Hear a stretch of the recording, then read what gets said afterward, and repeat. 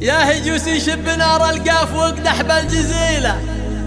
الشعر هذا مجاله والفخر هذا مجاله، في مقام أهل الجمايل والمواجب الأصيلة، اعنزه ذول الحرار اللي تبين بكل طالة. يا هجوسي شب نار القاف واقدح بالجزيلة، الشعر هذا مجاله والفخر هذا مجاله، في مقام أهل الجمايل والمواجب الأصيلة، اعنزه ذول الحرار